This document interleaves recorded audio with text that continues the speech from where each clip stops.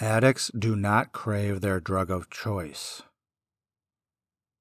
When I was in early recovery, there was a lot of talk about cravings. Cravings this, cravings that. What are my cravings triggers? How can I handle them differently? And blah, blah, blah.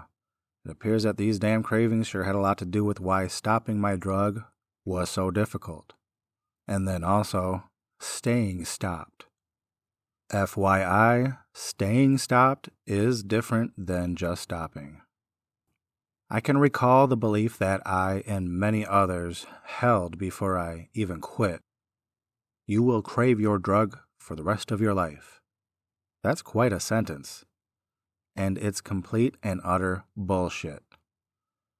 Let's pull the pants down on these so-called cravings and see what we're working with. I think it's established that drugs provide a quick, easy, intense reward. Well, our brain has this little part called a reward center. I need to interrupt myself for the smarty pants out there. Don't get ahead of yourself. I am not talking about the reward pathway yet. We are on the reward center. You can't fully understand what the prefrontal cortex and nucleus accumbens is doing until you understand the reward center. So chill. Here's where our reward center lives. Lower, rear area of the skull. Its job is to reward you, duh. The fancy word is incentive salience, if you want to sound smart. Now you can tell a lot about someone or something by going to their house and looking around. This reward center just so happens to be housed in a set of structures dubbed the primitive brain, reptilian brain, caveman brain, survival brain. I like to call it scaredy cat. Scaredy cat has a job, specific functions. Scaredy cat's job is to monitor and regulate what we need to survive, to stay alive. These survival essentials are as follows: air, water, food, sleep, excretion, homeostasis, which can be summarized as balanced chemistry, and sex. When these are properly satisfied, you feel great. You get a reward. For example, any parent knows how it feels to maybe get a week's worth of good sleep. There is a significant difference when you have been getting cruddy sleep for months and then get a few solid nights in. It's obvious. Or if you've ever met a high-level fitness freak, those great-looking men and women who dedicated their lives to health and wellness, cool hair, and always wearing really tight shirts and pants with their nipples popping out. There are often those people who appear to be far too energetic, far too happy. It's almost like they're high on something. Or, imagine what it would feel like if you had awesome breathing technique and posture, even while driving in traffic. Air. Drank mainly pure spring water sourced from a subglacial aquifer beneath a granite slab in northern Minnesota. Water. Ate mainly fresh fruits and vegetables, nuts, and no fast food. Sleep for 7 uninterrupted hours per night.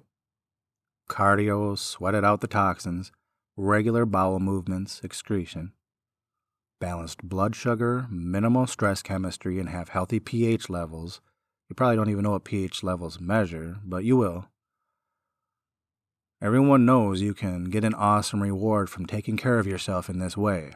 You will feel fantastic most of the time, simply by addressing these basic survival essentials thoroughly. But you also have the option of receiving the same reward from a drug with none of the effort. Many have heard the phrase, the drug hijacks the brain, and this is how it's done. The reward induced by the drug is the same reward one receives when they are extremely healthy. It's just more intense and easy to get, but with a super short duration and enormous side effects. Scaredy cat monitors and regulates the survival essentials, but if the reward is already there, Scaredy cat thinks everything is cool, nothing is lacking.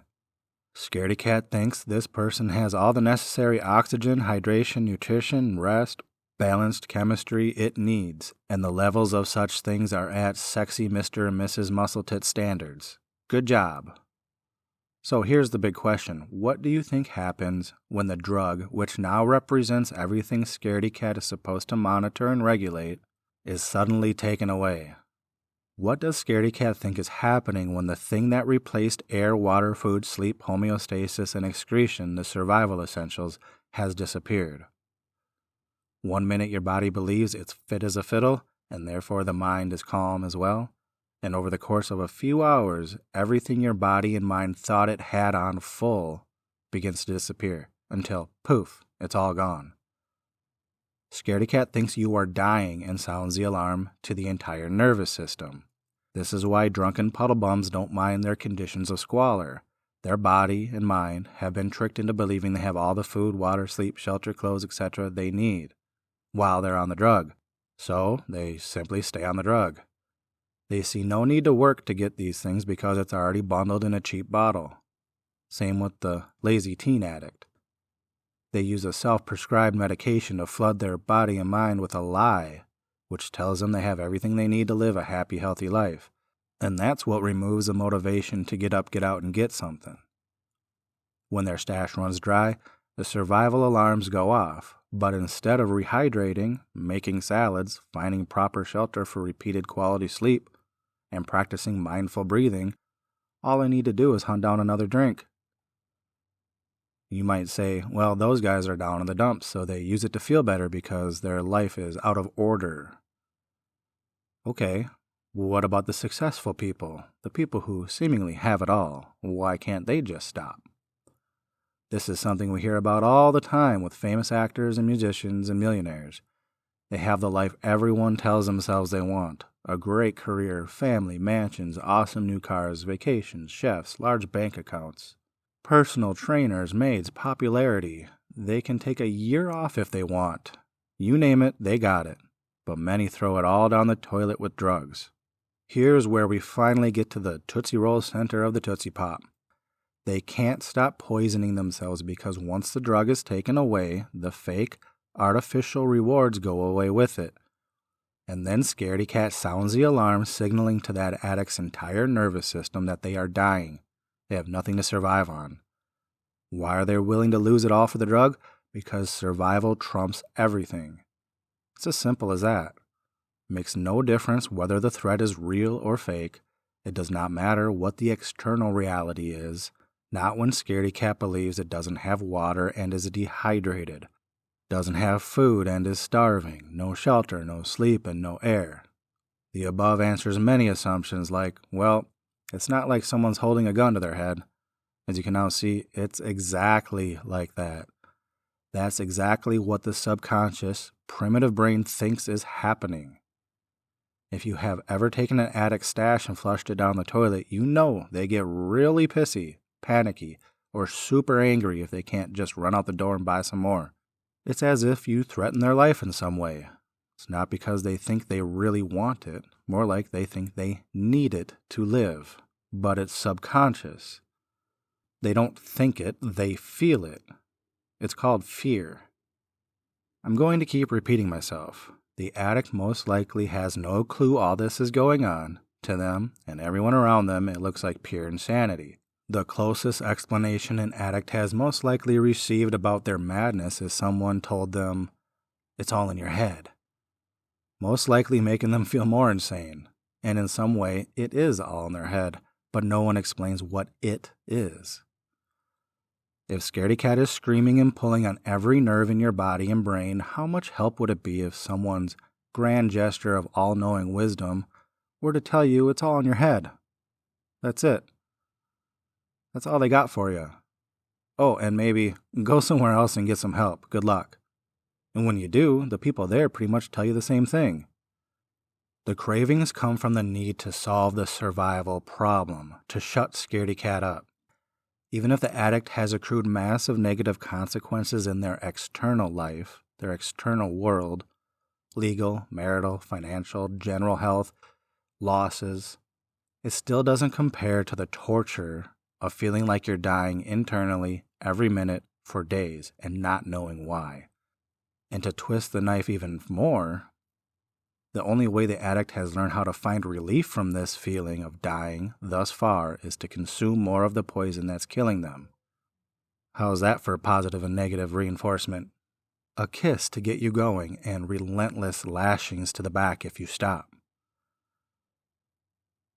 And this is where you can flip one of the definitions of addiction, continued use despite negative consequences, into continued use because of negative consequences.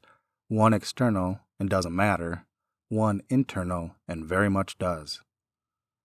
This is also where the term chemical dependence comes from. When the chemical is gone, a big survival problem is engaged and needs an urgent, quick fix.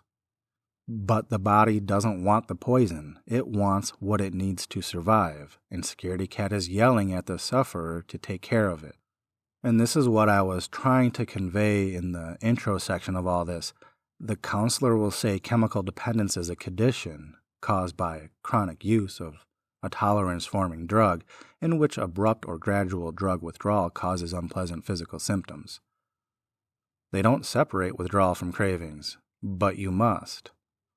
Withdrawal is nothing more than the flu. Common physiological mechanisms designed to recalibrate the body system, balance it out, and expel toxins. Withdrawal feels just like a bad flu, and a bad flu is nothing more than a detox. But when you have the flu, or are detoxing, you feel like you are dying, which compounds or gives more evidence to what Scaredy Cat is screeching about. This is why physical withdrawal will subside far sooner than cravings. They are not the same thing.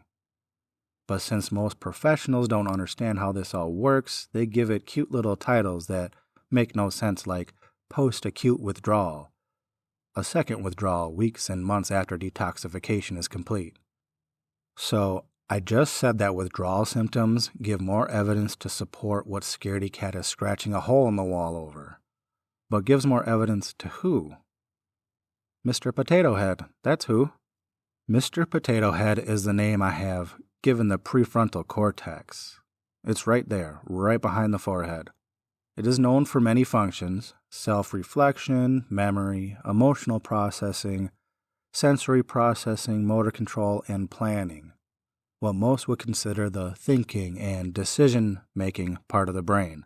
The part of the brain people accuse when someone seemingly decides to use again.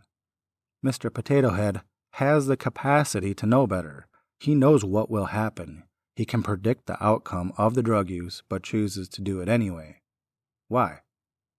This is where most of the insanity comes from, until you understand why. Mr. Potato Head's primary duty, the whole reason he was even developed in the first place, is to get what Scaredy Cat wants. If you are drowning in water or trapped somewhere with no air, he devises a way to get air. If you are dehydrated, he is the one who finds water and makes sure you have plenty of it. If you are starving, he is the one who hunts the animals or picks the berries and puts them in your mouth. If you are exhausted, he is the one who creates optimal sleep environment and tells your ass to go to bed. If you need to take a piss, he's the one who brings you to a tree and grabs the leaves. If your homeostasis is off, you get sick, don't feel well, he's the one who says you need to rest and drink water. If you need sex, he's the one who searches for and tries to entice a mate. Hold that thought. Side note on this sex thing. Many in early recovery will experience an uptick in sex drive. Like when you see everyone at meetings trying to find a date, hitting up their ex, or excessive masturbation. And it's the same with impoverished populations. When there appears to be a lack of survival essentials and system panic ensues, everyone starts popping out kids to appease an old survival mechanism that ensures the population doesn't die out. Besides that, the act of sex feels good, and it's an easy way to satisfy one of Scaredy Cat's needs and makes you feel better. Sorry, back to Potato Head. That's Mr. Potato Head's first and foremost hardwired programs.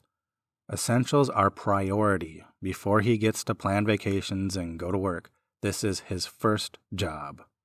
But this is the learning part of the brain as well, and what Mr. Potato Head has learned is that the fastest, most effective way to silence Scaredy Cat's death alarms is to give it the quick reward, and it all goes away for a bit. But it's a lie. Scaredy Cat doesn't really want that artificial reward. What Scaredy Cat wants is the real thing. Mr. Potato Head just hasn't figured it out because nobody told him. Yet. Now you know all about the compulsion. Next, I'll talk about how to get rid of it completely. Let's recap. You now understand that an addict doesn't crave their drug of choice. The drug was simply imitating, through reward, what Scaredy Cat has always wanted and always will, the survival essentials. So if you are someone who needs to completely quit a drug, how do we make it so Scaredy Cat isn't screaming about all the survival essentials disappearing all at once? Well, you can't, at first. However, a huge part of the anxiety that comes from this feeling that you need the drug to go on living, even after the initial detox symptoms, known as withdrawal, has passed, can be drastically reduced by understanding the lie and what's behind it. When an addict knows what it really is, instead of them thinking it's just something they can't have, the fear is automatically cut in half. They most likely have what they need, especially if they are in treatment or being cared for in some way and not on the street. This is obviously one of the areas where treatment comes in handy. The addict, by the time they dry out, has most likely neglected all their survival essentials, so they truly are at a very low health level, but everything they need is most likely there. They have air to breathe, they just need to open those lungs. There's food available. Just get past the nausea and let the body recalibrate to run off it. There's water, a bed, and they still have a body that's designed to rebound and rebalance and mend itself. But the addict needs to know that's what all the discomfort they are experiencing really is. The voice in the addict's mind can go from, "I'm fucking dying, I'm freaking out, something's not right, I'm losing it," to, "My drug isn't going to solve this. I just need to wait out the detox because that's how my body fixes itself. It's doing what it's supposed to do, and my thoughts need to shut up about the drug because what I really need is quality air, water, food, sleep, and so on." Just by the addict understanding this will drop their blood pressure significantly. Okay, here's the catch. To keep cravings from not coming back at seemingly random times for the rest of the addict's life, not just any old air, water, food, sleep, excretion, and homeostasis will do. The addict cannot go on breathing the same way, eating just whatever, drinking whatever, sleeping good enough, and not tweak some daily habits to improve detoxification and balanced chemistry. Nope, an addict needs to step up their game a little. It's best to satisfy these needs in the most natural ways possible. The better an addict can satisfy the essentials, the less cravings they will experience. Once all these essentials are reasonably satisfied, the cravings for drugs no longer exist, because they never even crave the drugs. So cravings in general reduce. The body and brain will adapt and rewire itself just as it did with the addiction, because that's how humans are designed. I have many hacks and details about addressing these essentials: how to breathe, what is and is not quality water, food to look out for, sleep improvements, blood sugar and pH levels, etc. All of it. But for the sake of time, I'm going to skip it. You can easily find all things on your own and along your journey, or you can also find them all packaged nice and neat in my books, simply-sober.com. Some of the smarty pants out there might be saying, "Hey dude, you missed something. What about the nucleus accumbens and the limbic system?" Referring to the brain structures responsible for emotion, the last piece of the reward pathway puzzle. I already addressed it, but I can spell it out. When Mr. Potato Head knows what's up, when it has been given new information about the situation and therefore can do his job properly, and Scaredy Cat starts getting what it really wants, the fear state drastically decreases naturally. Fear is an emotional state with its own body chemistry. It all ties together. An induced fear state triggers what is called the sympathetic nervous response. This response floods the body with emergency chemistry designed to help that person fight or flee. This state is intended to be very temporary, and while someone remains in this state, the body and mind do not heal, and therefore, the ability to experience happiness is miles away. I just explained how to get rid of cravings, which were never for your drug. But nobody's perfect, and I admit, It is difficult to keep up with the most basic fundamentals of everyday health. So let me give you a different angle to see what this concept means. What was once perceived as a craving for a drug can now be used as an indicator. Once the function of a craving is understood in this way, and an addict has the urge to use, that is their check engine light blinking and alerting to a survival essential on low. Know the lie. Know that urges are not for the drug. They are an alarm to check your basic survival essential levels. It is not difficult to get back to a reasonable state, and the cravings disappear. Bam. So that fully addresses the compulsion. Next, I will deep dive into the obsession.